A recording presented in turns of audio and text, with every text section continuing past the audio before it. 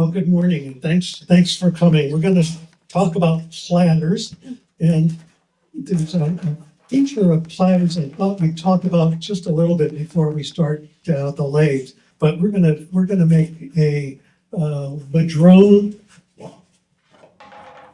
platter, and so the question really is, what makes it a platter? And Bill sort of said it, it's wider than it is deep, but the ratio of diameter to depth is frequently 8-to-1, 10-to-1, 12-to-1 for some of these.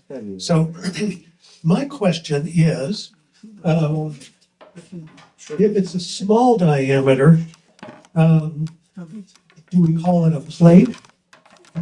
I think you call this a plate, right? Yeah. And but one of these is a platter. Then the next question is, what's the difference between a platter and a shallow bowl?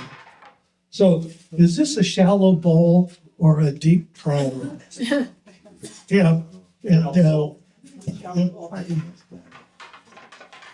this was the core that fitted that, and I think this one's more of a plate. Turns out that there are no real rules. You can make up your own rules, and a platter is what you call it as a platter. And there's nothing that stands in the way. But the difference between, yes, Mark? On a platter, you can serve individual items. Yeah. And you cannot do that in a bowl. You're stealing my thunder. I'm almost there. I'm almost there.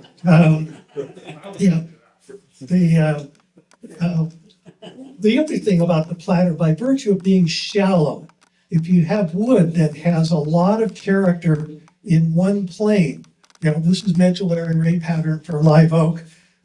If this were a deep bowl, you'd have that maybe up on the rim, but down below you'd lose it. For a platter, because it's so flat, you can get that character all the way through on both sides. And it's a nice way to use up boards.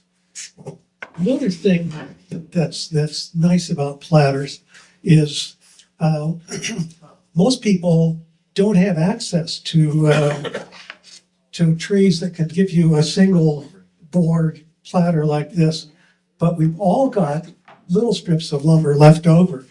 And some people do amazingly creative things. Roy, could you hold up Chelsea's platter there? This has got Chelsea's signature interlaced contrasting woods, but it's a lamination of a bunch of smaller pieces, and it's something that we can all do because we've got a scrap box that tends to fill up. And Roy, could you hold up that one over there? This one is also a lamination. The center board of that really quilted maple was a gift from Larry. Thank you. Actually, both Larrys are next to each other on the back. But this is Larry Pivo's, and I just put that big piece in the middle because it was so glorious, and it was too small to make a bowl or a platter with, so I just filled it out with other things. So there's a lot of creativity which you can engage with the platter. But fundamentally, a platter is a practical tool. It's used to serve people things. So the nice thing about it is it's fairly flat so that things don't roll off or collapse into the middle. And it's got a rim. So if you tip it a little bit, it keeps things from spilling onto the floor and getting in trouble with your spouse. So it's flat, sort of flat, it's got a rim, and it's designed to be useful. Well, some of them are not designed necessarily to be useful. They're designed to be gorgeous and live on the wall. And we're going to talk today a little bit about designing the rim so that it's ergonomically comfortable to carry. And we're going to talk about that more, but this is one example that we'll talk about of a rim that's easy to grab. My thumb laps over it, holds it easily. I can pass it around. I don't have to squeeze it. And for those of us that have sore hands, I pranked my wrist when I tore my knee up 4 months ago, and it's still not right. If I had to really hold something hard for a while, I would get weak and I would maybe drop it. This one balanced, I can wrap my thumbs around it. This is curved, so this part of your first knuckle is curved. It wraps over and it's really comfortable, and I can carry this around all day long and, bring you some of Roy's hamburgers. But we're going to talk a little bit more about that as we get into the design. But I think what we want to do now is turn a small platter, and when we get to the rim design, we'll talk about it. We'll pause a little bit and look at some of our choices. And with that, we're starting to go. We're going to turn wood drone. I took this tree down over my friend's driveway many years ago and had it cut into 8-quarter thickness. And I finally used up all of it. But this is going to be what we'll wind up with. I'm not going to sand today. There's no dust in the air. So the platter that we finish, we'll have to come home for that. But we'll pass this around. It's sort of a practical thing. My daughter used to make up interesting stories, and she was asked, well, what do your parents do? She said, well, my father's a carpenter. My mother sits around all day eating bonbons on the couch. And I figured this was you could pass the bonbons around with that. She actually has a little more serious job than that. I'm going to be using this when I'm sending lots of little ballistic particles up in the air. But I'm only going to put it on intermittently and rely on my hypertension for the parts that are a little safer. So here we go. This is a blank that I've already bandsawed round, and it's about 1 3/4 inches, 1 5/8, and it will make a fairly shallow platter like the one that we're passing around. There are all sorts of ways we can attach this to the lathe. We could put a faceplate on here, piece of cake. We could put the faceplate on with screws that go in just 1/2 inch or so, which will be carved out when we open the lid. Or we can use a screw chuck. This I use every day. It's not a very fancy screw chuck, but I've used it so much that this little hole in here is starting to get buggered up.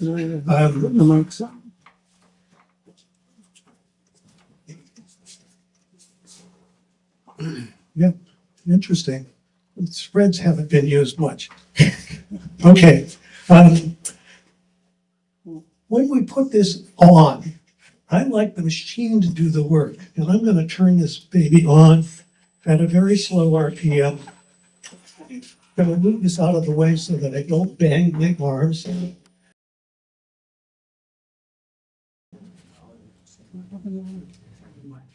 I drill so many of these holes that I've made a little jig that keeps me from going any deeper than I need to. I don't want to drill a hole through the bottom. And so I've already drilled this hole. But I would encourage you, if you're going to use anything with depth controls, to match it to your drill and put that little stopper in there. What size drill are you? I'm sorry? What size drill? 9/32 for this size, but for the woodworm screw, it's going to be more like 11/32. I've got my hole. I'm going to hold this. This is waiting to puncture the capsule of my elbow joint. I'm going to hold it with my hands to the outside so that when this tightens up and grabs, I move my hands to the outside. It's easy. If you grab it and it grabs and it spins, if this is a sharp edge, a serrated edge, or a bandsawed edge, it'll cut you. It'll draw blood. So I'm just going to come up here, let this wind up. It's going to grab. You just pull your arms aside. That's an easy motion, and you're out of harm's way. Now, I didn't get it super tight. In order to get it super tight, I'm going to engage the spindle lock, tighten it up. The thread on that's equivalent to what you get with a 3/8" light bulb. It's going to hold really well. I'm going to bring up the tailstock just because it's a good practice. But what I don't want to do is put this little point in here and have it go deep enough that it winds up being a visible hole. So there's ways to hide the point. You could take this off. I'm just going to take one of these little leftover things. You could use a penny, any number of things. But I'm just going to hide the point. What the tailstock is going to do is going to keep this from coming back. I'm going to crank this open to about 4 inches, snug it up. The little spindle lock here, I just bring finger tight. I don't want it to be too tight. If this loosens up, if I were turning wet wood, the point will penetrate deeper, it'll get loose, and I want to be able to tighten it up. So it's just a habit, just finger tight. If you have one of these, this is the tailstock life center that comes with almost every lathe. I don't like it because if I turn the wet wood, and if you're turning wet wood and roughing out a tree, you're going to be turning it all day long. This will compress the damp wood and it'll loosen up and then it'll wobble a little bit. So if you want a better grip, your lathe comes with one of these little holes. It's about a 6 penny nail. It'll do the job just fine. This comes undone. And now you've got a smaller one with a ring and a point, just like this. If you don't want the point on it, you want it to grab, you can push this little point out, and then you can hold it firmly without making a hole. So just something to keep in mind. I don't use this terribly often. But you probably have one at home. So here we are. This is held firmly to the headstock. It's held here. It can't go anywhere. It's running fairly smooth, not perfect. And how fast are we going to run it? And I have this same lathe at home. The tachometer broke a long time ago, and I don't really need it anyway. I just, run this up until it's running at about the speed that I feel comfortable with. Most lathes will have at least 2 registers in the headstock. One that's a high torque, low velocity, and the other is the reverse of that, low torque but high velocity. We use, when we're turning spindles, we want high RPMs, but the chunk of wood is not that heavy, and it doesn't need a lot of torque. Here, there's more torque, and you can see we've got a little bit of irregularity here. So first thing we're going to do is I'm going to flatten off the back, and I'm going to make this edge round. Critical for a platter is you need to know where your rim is. So we're going to make sure we do that early, but I'm going to get sort of the wobble out of this first. Use a bowl gouge. I use one of these just so that I can put it down and not have it fall down and roll off. These things do that. And when they go looking for the ground, see this little point down here?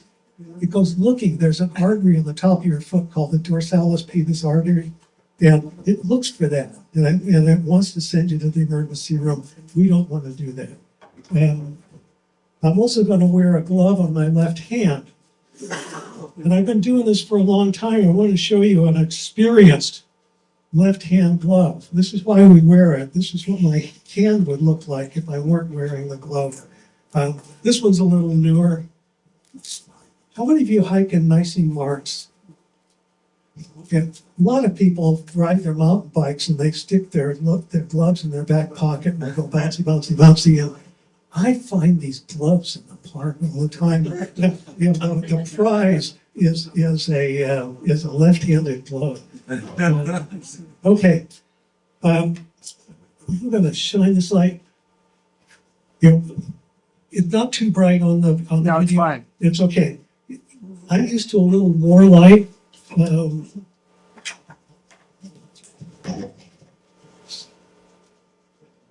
all sorts of ways you can flatten off the thing. You know, it's harder to make a flat surface on a lathe than it is a curved one. We make curves all the time.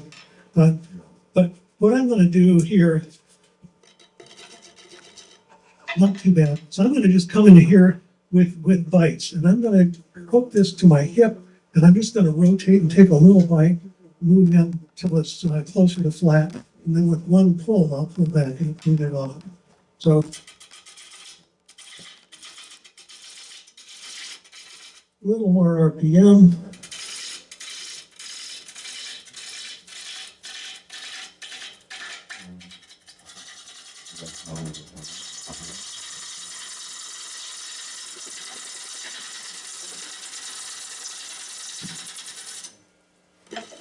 How's better? Okay. If you use a ball gouge. Sorry? I use a bowl gouge for almost everything. I use this for 90% of my work. Platter gouge. I couldn't understand that, Mark. Platter gouge instead of a ball gouge. Platter gouge. Platter gouge. Well, this is, who are you? This is a Hamlet gouge. Anyway, we've gotten this close enough. Now I'm going to clean this edge up. Going to move this around. Tighten. Make sure it's not hitting anything. Again, I want to cut on this samurai sword, little curved edge. I'm going to drop the handle down so it's on my hip, and I'm going to slide this by sliding my weight. I'm not going to arm wrestle it. I'm going to just come in and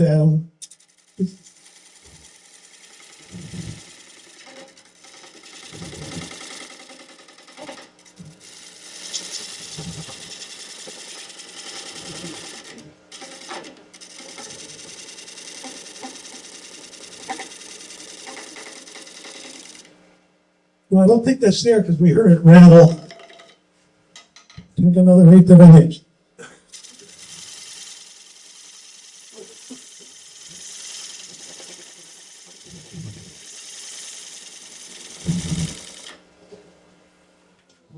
Normally, if this is going to be a finished edge here, I wouldn't want to run all the way through because it tears out fibers. This is Madrone, doesn't really tear out very much, but some woods would. But I'm going to take some of this edge off, so I wasn't too worried about that. If you were, you'd come in from the other side. And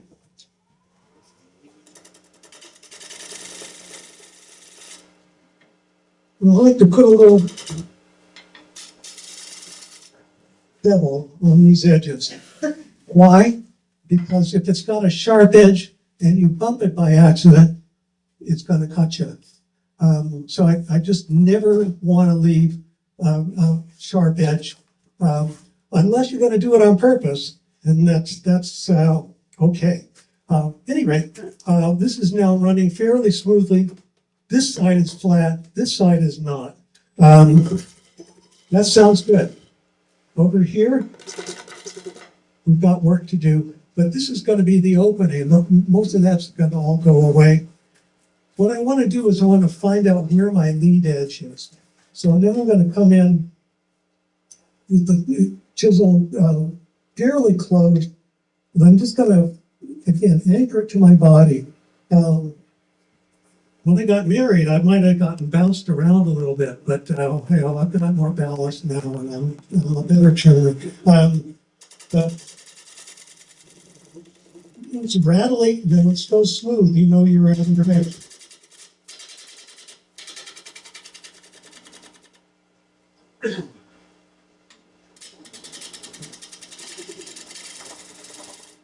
Okay. Smooth.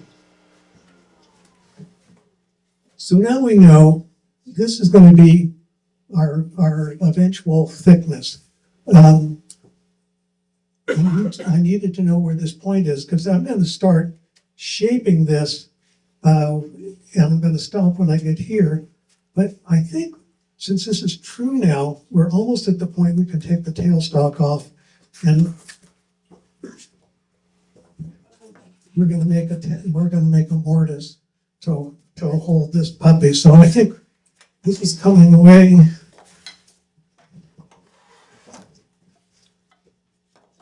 This moves. I don't want this point, bumping my elbow. So I'm just gonna either wind this way down. This leg has enough stretch that I can pull it back further. But just as a habit, I just take this out. Nobody needs to get a tattoo in their own shop.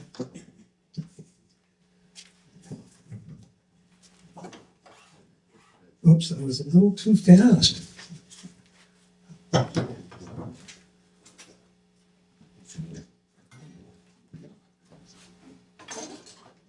Let's talk about, there are several ways that we have to make our mortise. How big do we want it to be? We want the mortise to be about the depth of this chuck. You notice that the jaws are open about 1/8 of an inch. That's on purpose. But it's this distance here, which I happen to know is 5 7/8 of an inch. And we're going to fit this in tight. We don't want the jaws to be wide open because then they'll just bind up just on 4 points and it won't be very steady. We want to get a whole circumferential grip. So the two ways that we can do that, first I'll mark the center. What's 6 divided by 2? Okay, so we could mark a 3-inch mark here. Any reason why you go from an external rather than an internal spigot? Well, we're going to make a mortise, and the mortise is going to be 5 7/8 of an inch across, and that's the diameter of this circle. If you're making a whole lot of these and you don't want to go through this rigmarole of measuring it and marking it, where do you put it? It's hiding. You can use a jig.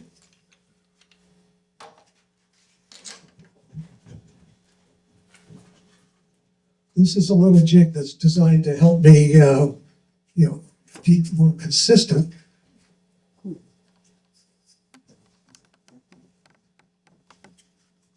It's got a little point in the center.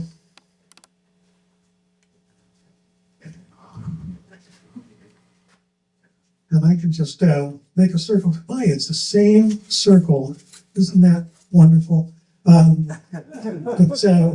It's got other holes that I can use if I'm using different chucks that have different diameter. And you can loosen this up in some of them and, spin it. And leave yourself another mark. But we're pretty close. We're going to measure when we get there to make it exactly, but this part here is going to be our mortise.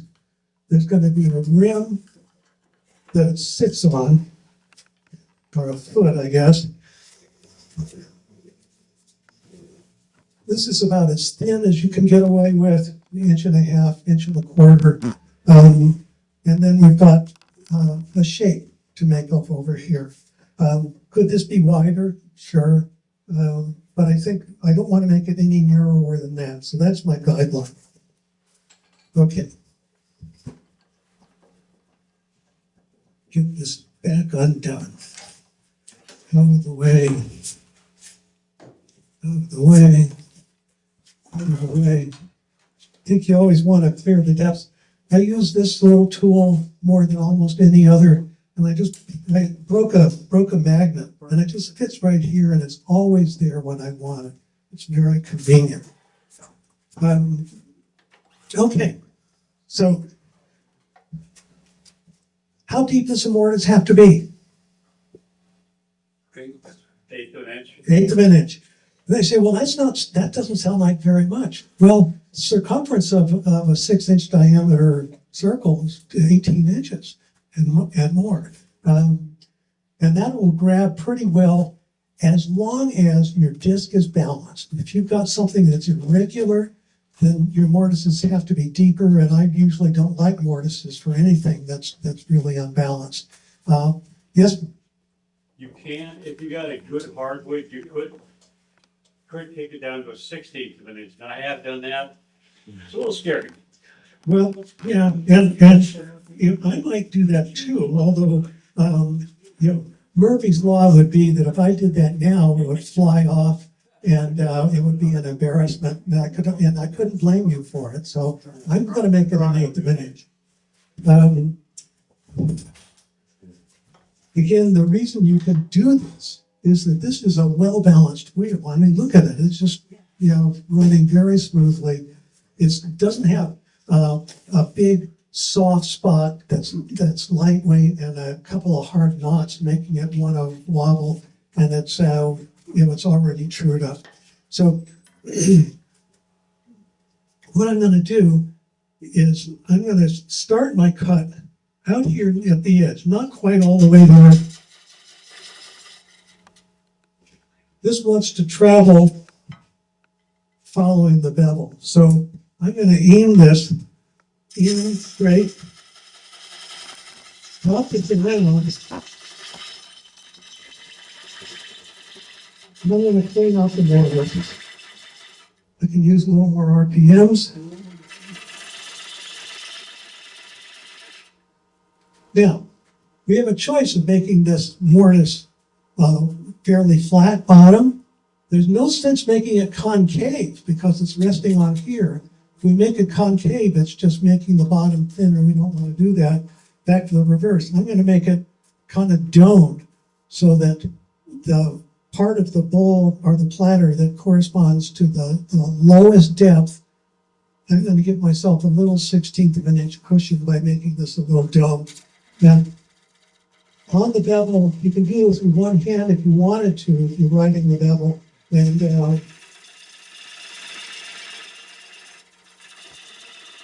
this goes right across, needs more RPM.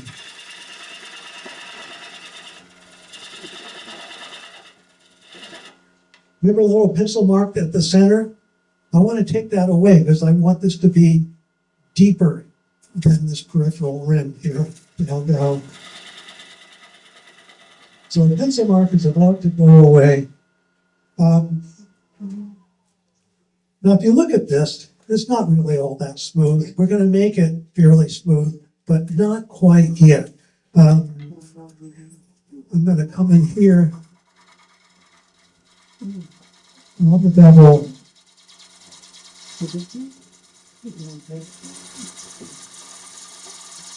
Almost to the edge. That feels better. Now, how many people would use a scraper to, you know, make this nice and clean and smooth? Yeah, and I'm going to do that too. But I want to make this edge right, and then I'm going to verify this right measurement. And there's any number of ways you can do the edge.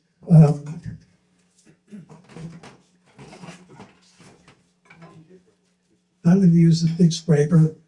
I got these almost 30 years ago, and they were early high-speed steel, and they're heavy and they ride flat.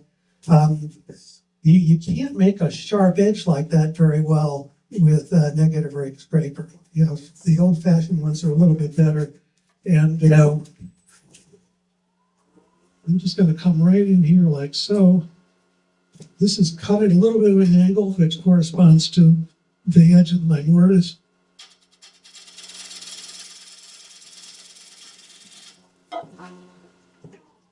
And see how that is. What do we have here? 5 7/8 of an inch. If you weren't sure, if you were working with somebody else's chuck, you weren't sure, you can always take this while it's here, it's safe, and see if it fits. It fits. We're okay. I don't need to make it any bigger. Now this is not not quite as deep as I was planning to make it. It's more of the very dubious 16th of an inch. I'm gonna give myself a little more. You know, I'm gonna take it in several bites.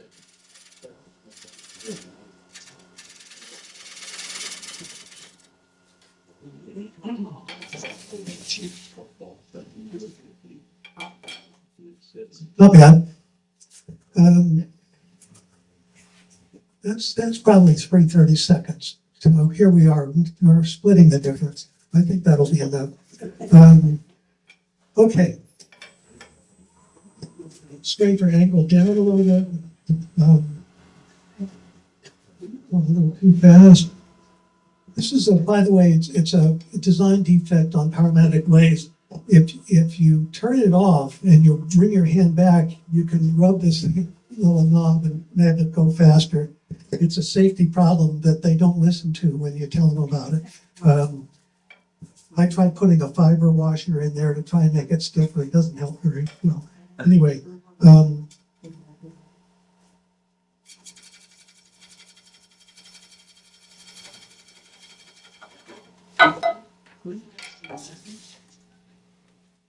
still a little corduroy there, not quite done yet.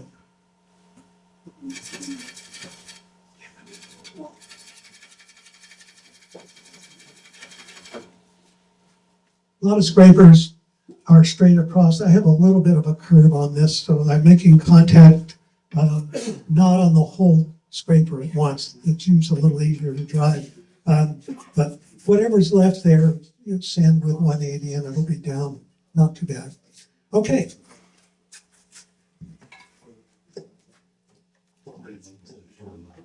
Next. This little part here, it's not perfectly smooth. I'm going to do that at the end. I'm going to leave it thicker. No sense in my taking it down now. I'm looking at this now. This is probably the part of the talk that's most interesting, because then you can be creative with this shape. I'm going to do this one with an OG shape. Let's see if this one's got an OG shape. You know, comes up, bulges out, and then comes back around again. This is pretty classic. You can make, this has got an OG shape as well. It just turns out that the OG shape is very ergonomically pleasing because your fingers fit in it. Your bottom fingers can wrap around comfortably and support the weight. Your index fingers are underneath this little rim, and it's really a natural grip. Sometimes you can do artistic things. This is one that doesn't have an OG and it doesn't have much contour here. Just a second, Mark. This one, I can still hold okay.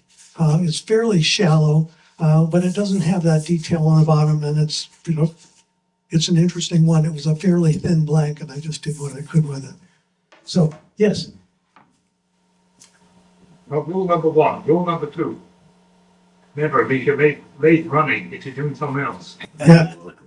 Well, that's those are rules. You know, I was afraid I was going to get arrested today because I'm overseeing a demonstration in Santa Cruz. You know, the ICE people are going to send me to El Salvador any day.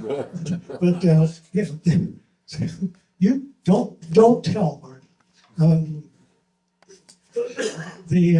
I leave my lathe running in my shop pretty regularly, but not when I'm making adjustments, not when I'm changing tools. But it's an important safety recommendation. So I'm going to start with a little more RPM. This is going to be the edge of my foot. I'm just going to fill it out.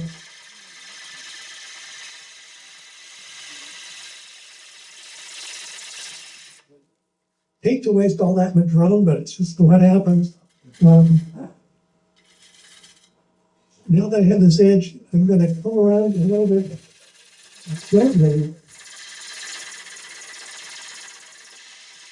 And put more. This is gonna be my little roll. This has to go. Goes down.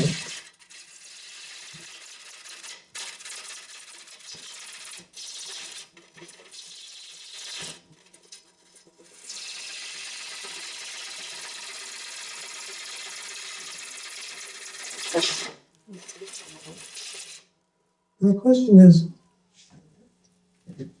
how thick do we want this rim to be? This is too thick, right? I would say, but I haven't shaped the top of it, and I'm gonna curve this top around a little bit. So I'm gonna leave myself a little more meat up here.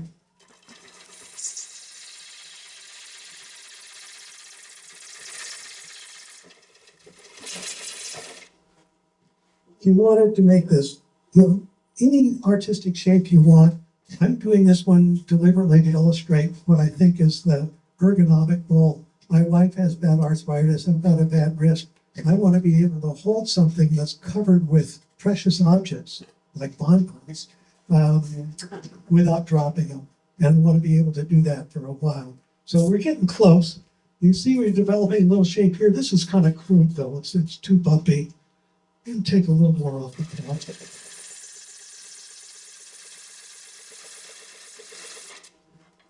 Okay, this is kind of abrupt.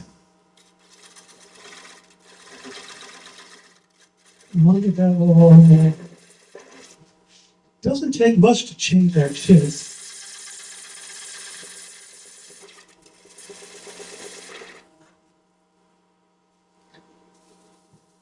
Yeah. There's no line here. We can make that go away in a hurry. You could sand it out, but we're going to do it with the tool.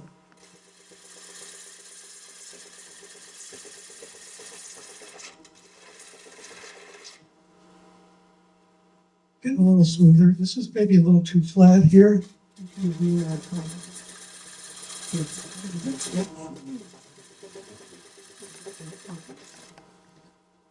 As much as you can,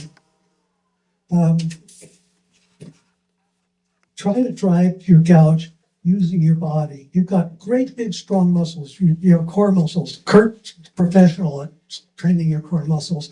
But if I try to arm wrestle this, I'm going to get tired. I may be doing this for hours on end. I don't want to be tired because that's when you make mistakes and catches. So if you're guiding this by shifting your weight and you drag the blade with you, you can do that all day long. The muscles that I'm using are big and strong. They're designed for hiking for miles and miles and miles. This is not a problem. And all I'm going to do is use some of my little postural muscles to change the angles. And this is getting close to finished. Okay, should we do a shear scrape and just clean off the corduroy? I think so.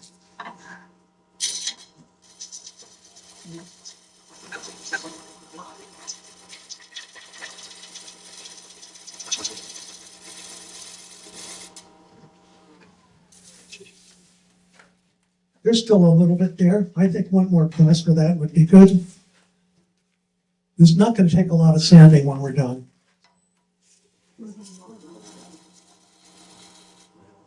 And I'm going to do this by leaning. My hands are just keeping the positions where. No, that's not a good one.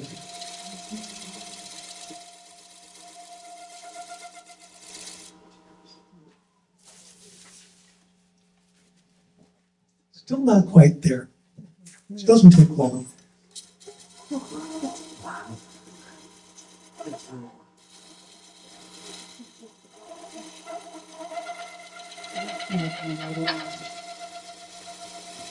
You don't want that nasty little whistle. So the bottom is pretty much close. This needs work. We're going to get to this. I'm leaving it fairly rough because I'm going to leave it as thick as I want. I want to verify that my middle is not too proud. Actually, it is. It's not quite there. Let's just fix that. It's easier to do it now than it is later.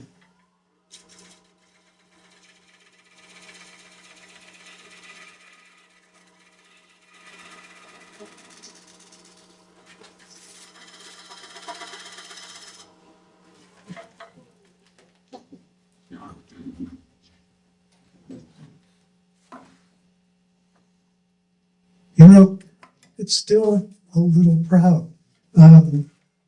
So they'll take off a little more. Easier to do it now than it ever will be later. Again, on the bevel, rotate it until you start getting a little sawdust. There it is. Now you're cutting. Now we're just leaning forwards. Making nice shapes.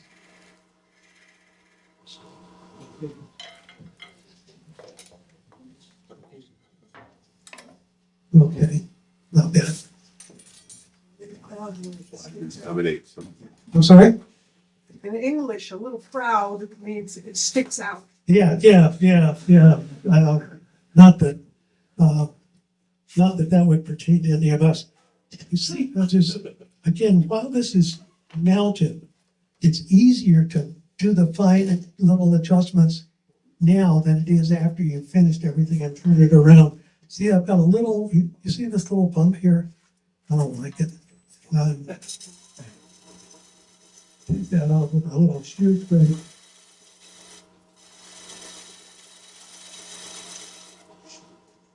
It's a little better. You see the difference? Yeah. Okay. So, I think we're finished on the bottom. If we were sanding, you would have an option of sanding this now while you've got it available. But we're not going to put that into the air. And I'll do that when I get home. But we're ready to take this off. Spindle lock. Yeah. Now, God, this is a good illustration. The screw is grabbing really tight enough that this torque is trying to unthread. And that's when I get to use my little device. I made a mistake doing carpentry and I broke a 5/16 inch drill bit. But I kept it because it was just such a nice shaft because it fits right in this little hole. And I can put this in here and stabilize it and spin it open. So, Wells, Yeah. do you boil your madrone? No, I've never had problems with the drone that surprised me. It always moves. But I usually turn thick and then, and do it back, or I'll turn 1/8 thick holes and let them turn into a flower petal. But, I'm just not interested in chemical treatments and boiling and how needed. And I also don't have anything big enough to boil it in. So, all right. We've already verified that the mortise is going to fit here. It hurt my wrist. These big mark chucks are not light, so I like to use 2 hands. Okay, now the big mark chuck comes with a little key handle, and it's fine. But this one has more leverage. It's got a 1 centimeter fitting at both ends. And I just got used to this, and when I'm roughing out and I've got a big irregular thing, I want it tight. So this one, especially with bad wrist, I can't make it work so well. Now I can use my arm muscles instead of my hand, and it works better.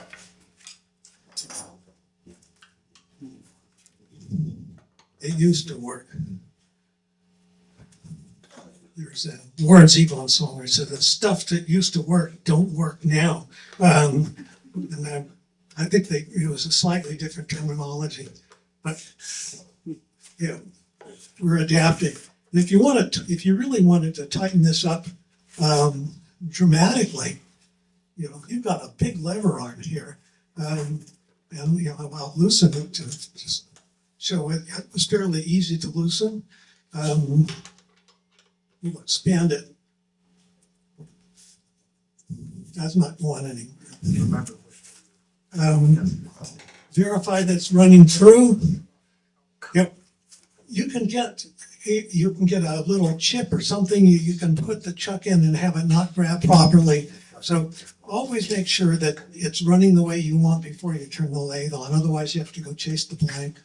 And I'm going to bring the tailstock up. We're going to use the tailstock as long as we can, just because it's safer and it's less nerve-wracking. And last thing we want is anybody going to see the dentist. Where did I put my tool? Here we are. Now I don't really care about the point because this is all going away. It's going into the hole anyway. I love this grip with the circle though. And I can bring it up into a hole like that, grabs it just fine. You know, I gotta like you. And, you know, this can't escape. Actually, I shouldn't say that out loud, should we? No, it's, well, we've done everything we can to make it stay put. So now, here we are. What I'm gonna do is, with this edge, is I'm gonna round this off a little bit so that this first knuckle, if you put your finger up there like that, it's curved. The bone is curved. And I want this to follow the shape of my bone like that. So it's not straight across. And I want my thumb to be able to lap over the edge so I can hold it securely. Now, this is a good time to show Bill Hopkins' absolutely stunning, gorgeous platter. Poplar, it's great. Sorry about the blow. Into the light. It's got a lot of detail in this rim. And this outer edge is pretty nice. You get your thumb in here. If this rim that Bill put in here for decorative purposes in the shadow line, if it were out further, it would grab your thumb and you wouldn't be able to work it. As it is, it's ergonomic. But I don't, you know, I'm not gonna make it with a rim inside. I'm gonna make it so it's hollow and get my fingers around it.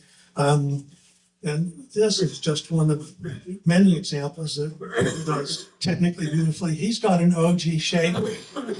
It's got a little bit of a transition line here, artistic. It's an OG with an accent. Beautiful. Okay. All right. Ready for the nitty gritty? Okay, what I'm going to do is I'm going to just start this rounding off.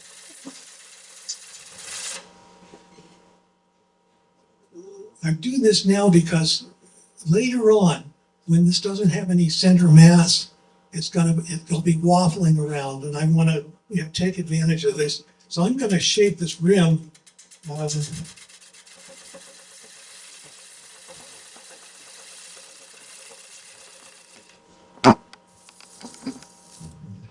Okay, now I'm going to hollow a little bit out because I can't shape the inside here until I take some of this out of the way. So I'm just going to come in.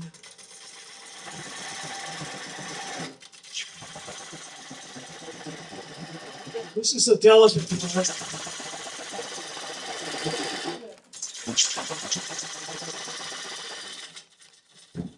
Help me put that thing down.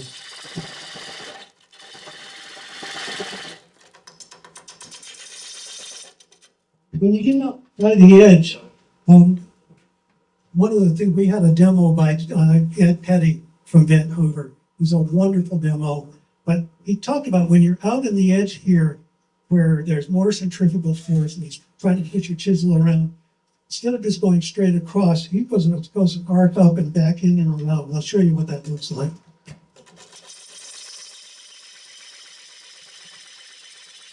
You cut the in-grain fibers better this way than you do going straight across. If we're going all the way down in the middle, you then arc down and finish in the middle, but it's sort of a little teardrop shape. But Um,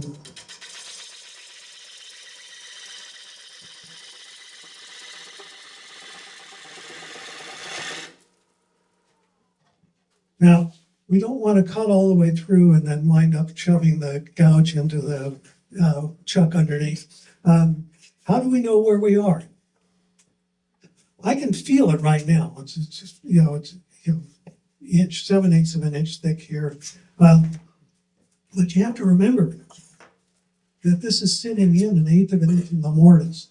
So if the bottom of the bowl or the platter is a centimeter, let's say, and there's another 1/8 of an inch, here I'm mixing metric and imperial, but I want to leave this with about a 1/2 inch of distance between the bottom and the bottom of my cut. I'm nowhere close to that yet, but we're going to get close before too long. So again, leaving center mass so that it doesn't waffle so much.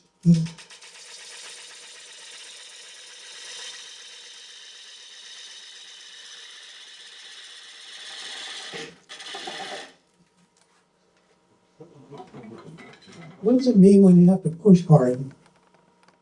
You're dull, yeah, and we're getting there.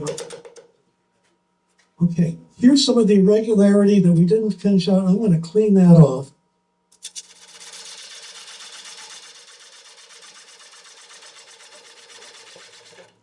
Not smooth. How wide do we want the rim? But now, Yeah. A little more.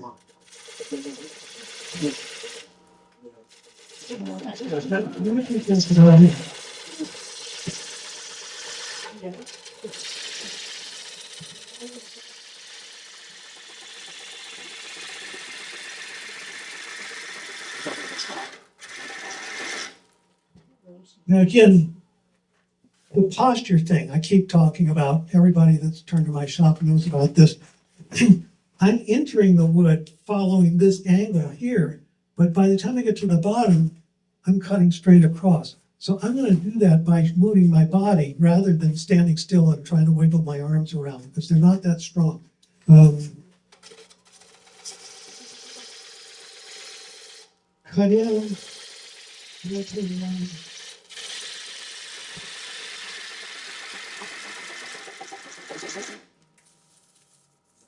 All right.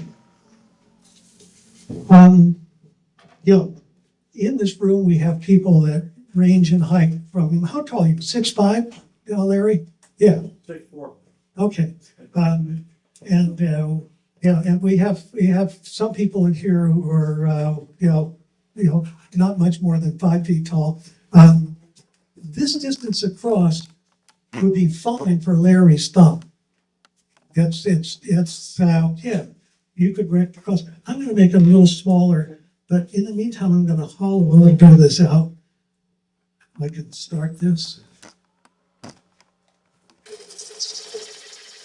I'm gonna go straight in. And then rotate it in.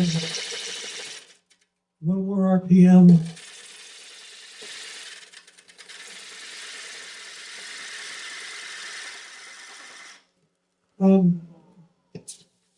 Why do you want more RPM?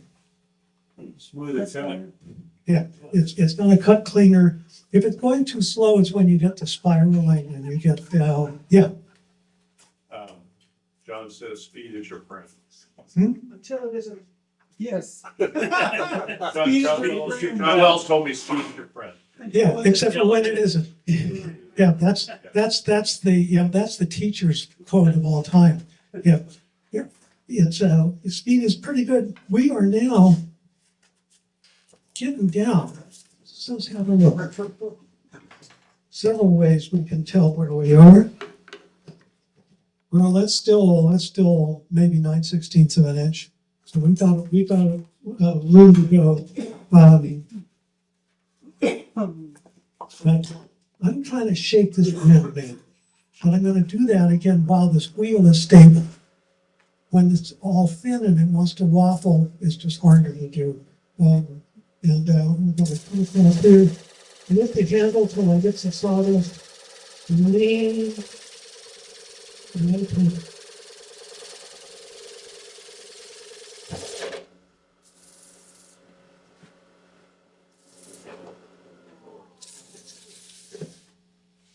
It's about right for my thumb. It's a little too big for Sandy's, so I want to make it a little smaller. Um,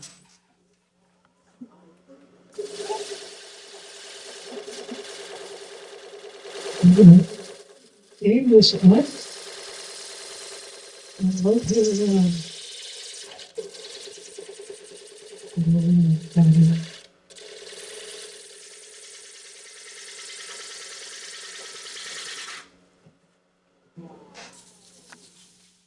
Okay, getting closer.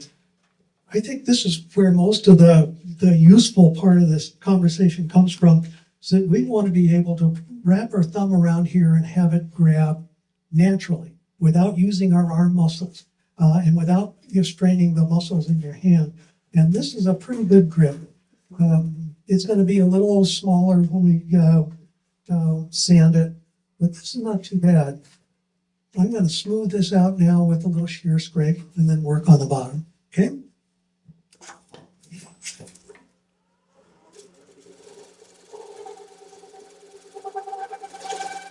I'm going to change position because I was not in a perfect position. Shear scraping is like that. You don't want to change in the middle of a shear scrape because you'll just leave a wrinkle. And so I've got this little line here. You can see that. You don't like that. I'm going to bring that down.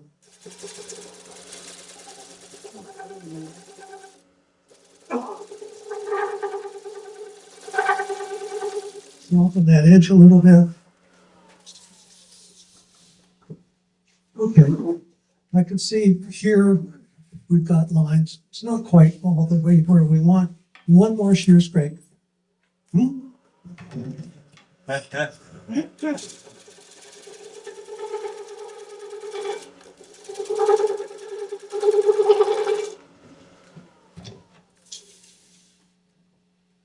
Okay. This is ready to sand. It's a little thick here and a little thick here. I'm going to work on this. We'll take the tailstock back and clean out the bottom, and we'll be almost done. Okay?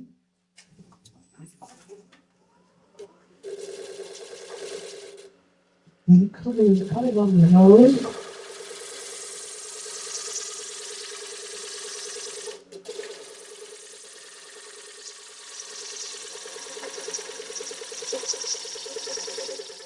Whoops.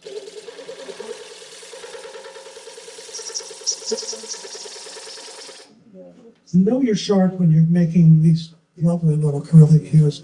I watched John turning some manzanita burl a few days ago. And with that, you just get little tiny crumbs, and particles. But this is close enough. This is sandable. All right.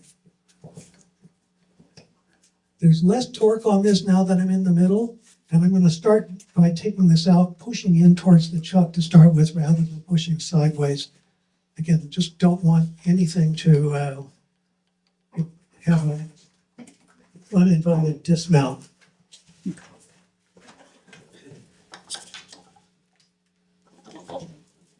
Get you out of the way. Clear the decks a little bit. Yep. This little scheme doesn't work with a one-way lathe because you've got a great big tube underneath you. But sand it here. So really, all we have left to do is to take this out and then make it smooth. Then we're done. So this is just like roughing out a bowl. We're going from small diameter to large. We're pushing in towards the chuck, and this is pretty easy.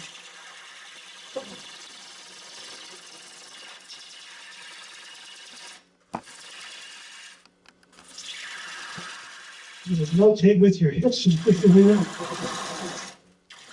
I'm not doing this with my arms. I'm just aiming it with my arms. I'm pushing it with my hips.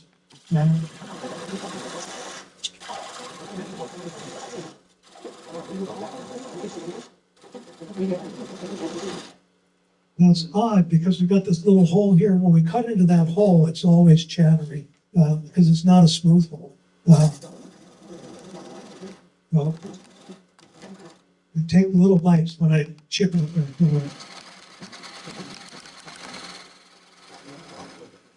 One thing you don't want to do is barge in and have it all of a sudden hit a bad void and then jump into the other side to catch it. And pick up sticks.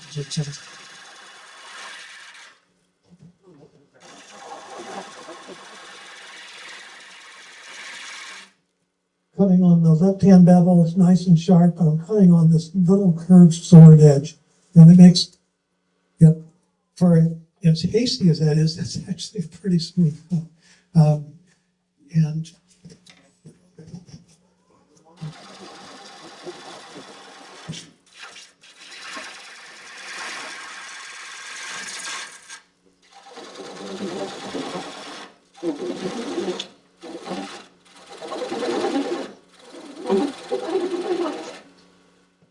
be careful with this little hole here.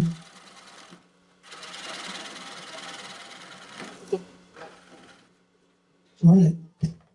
This is always good news when you get to the bottom of the hole and you're still removing. It means you haven't made a lazy Susan. All right.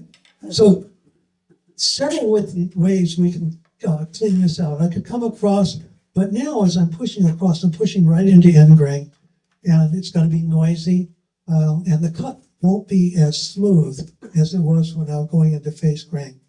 So there's several options. One is that we just do exactly what I said. Yeah. Noisy.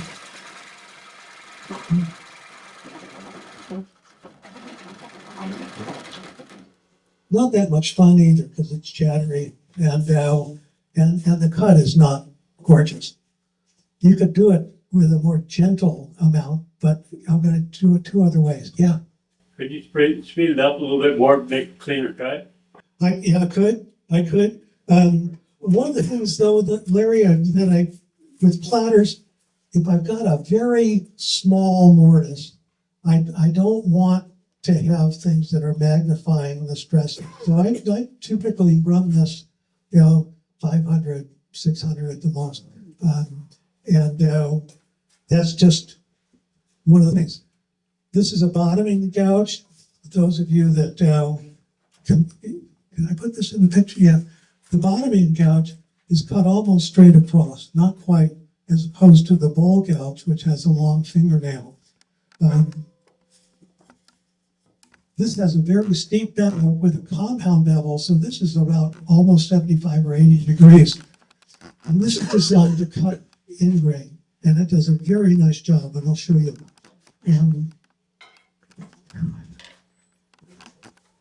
Lock it to yourself. You don't want this to chatter, so you lock it to your waist. I'm not grabbing this with my hand because then I have to fight with myself. I'm pinning it down, but I'm going to slide it on this chuck. And I come until I start giving it a solid.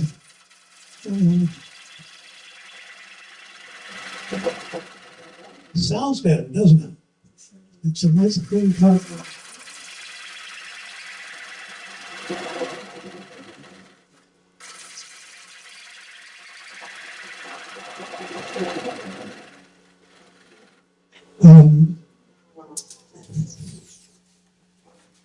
So it leaves a little corner, but that's not this. Yeah, I'd sand this with 120, and I would take it down. Just for the sake of condensation,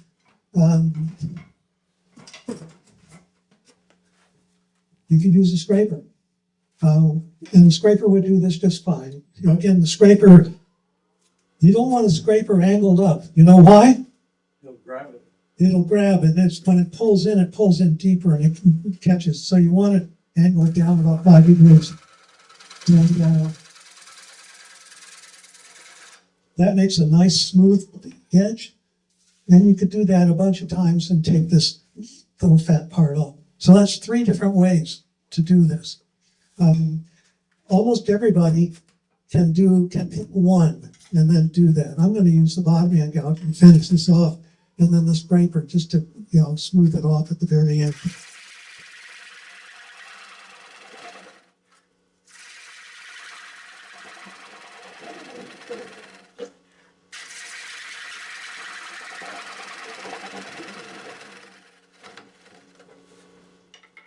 We've got a little bump in the middle, and that's okay. But I'm gonna clean that bump off and let's measure and see how deep we are, how much we have left to work with. Cut first and then measure. I'm sorry? You cut first and then measure.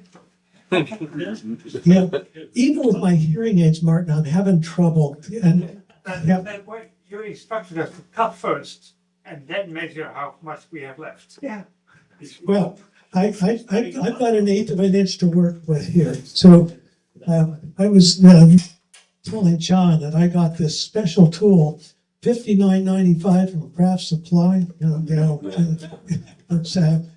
It was really a bargain. It was on sale. But I can come and I can sight down here, and I have about half an inch left. Pretty much close to where we want to be.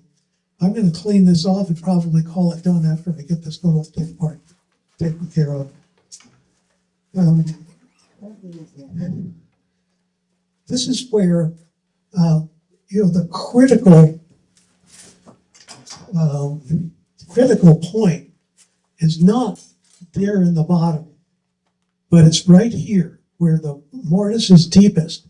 And from here to there, one of the nice reasons for leaving a little crack between the jaws is I can slip this inside and I can see we're down pretty much about as far as we want to go.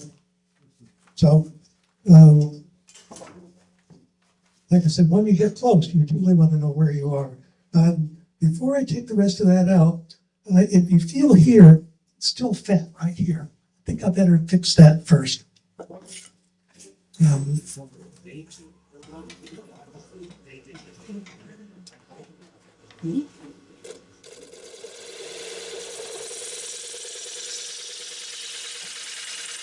going to end up at the same spot.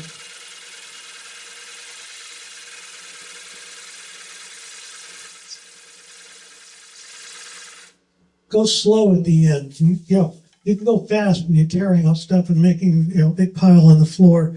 Still fit right in here. I'm going to go and fix that. Mark cut.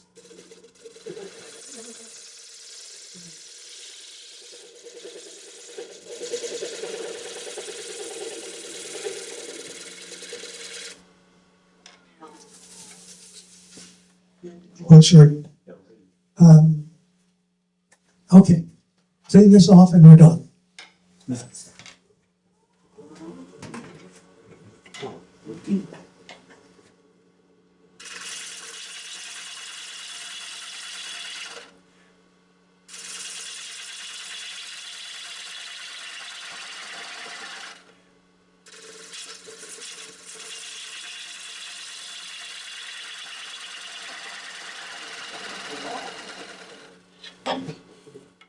Still got a little proud nub in here. Gonna take that out. Maybe I'll do that with a scraper. What do you think? Be a little smoother.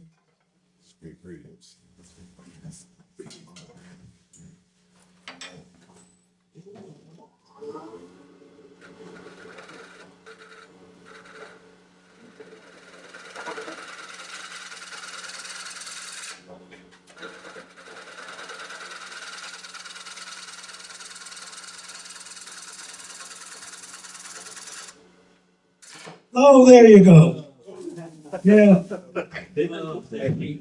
Yeah, well, I think we'll use a scraper one more time there.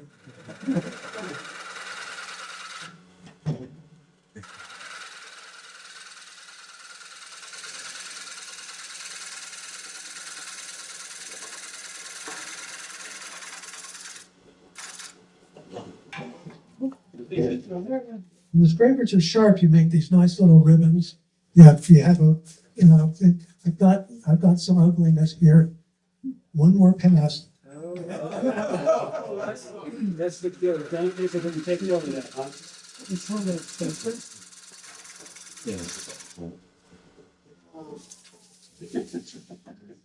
Okay. Well, I think question is it flat at the bottom? What do you think? You don't wanna know. I have these excellent tools. You can tell right there, it's almost flat, maybe a teeny bit proud here. Pretty flat. Pretty flat. Some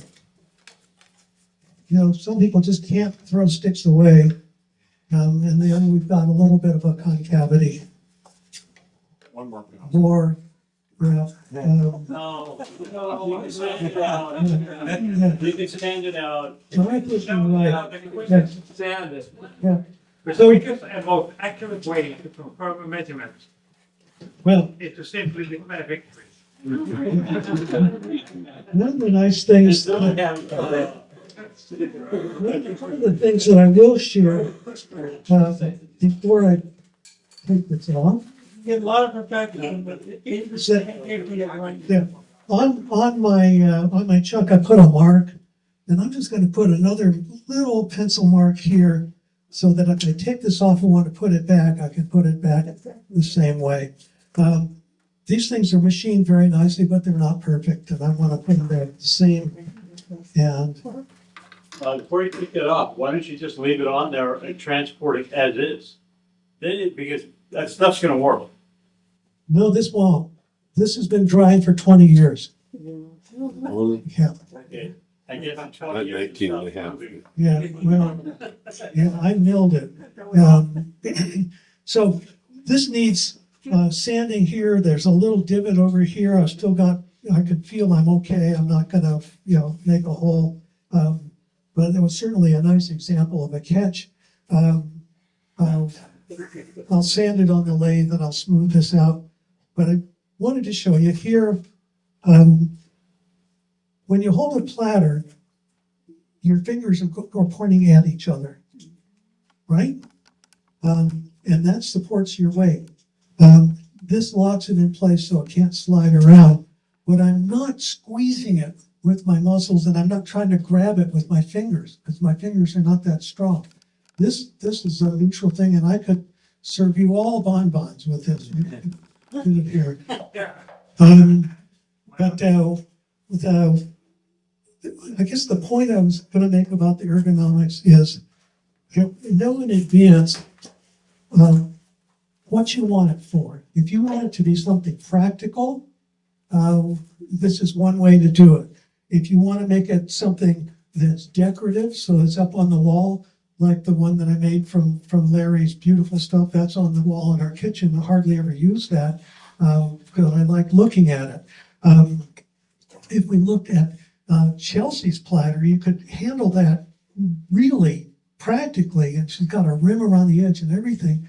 The thing is that it's a little on the large side for somebody who's 5'7". And so, I've made them bigger. That's a Chelsea size one there and a Larry size, that one that's made out of sequoia. But it's a little too big for me. So decide who you're making it for and, are they going to be able to handle it? Do they want to put it on the wall? What do they want to use it for? Larry sells a lot of stuff at craft fairs, and you know what people buy, what they're interested in, and you design so that you can sell it, so you don't have to pack everything up in the car on the way home. Anyway, this one's it's close to finished. I'm not going to take up your time doing this with. I'm just going to show you briefly how I would start.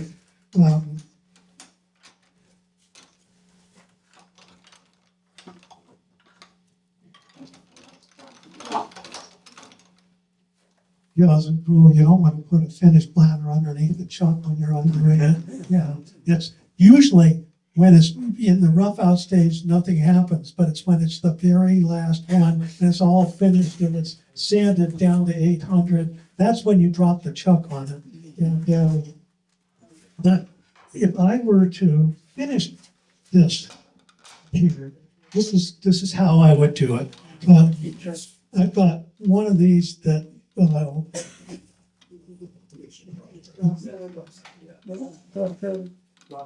There we go. That was big work. No, this one is a one-way, but Earl loaned me his big Vidmark monster one, and it changed my life, because then I could mount all of these things on a great big expansion one, and I can grip up to 18.5 inches compression, but I can grip a larger one up to 20 inches by expanding on the inside. If I made this a little steeper edge here, I could expand into this and grab it. But, you know, this, okay, where is, Here. no, oh, it's in one of my boxes. I'm just gonna tell you what it's gonna do.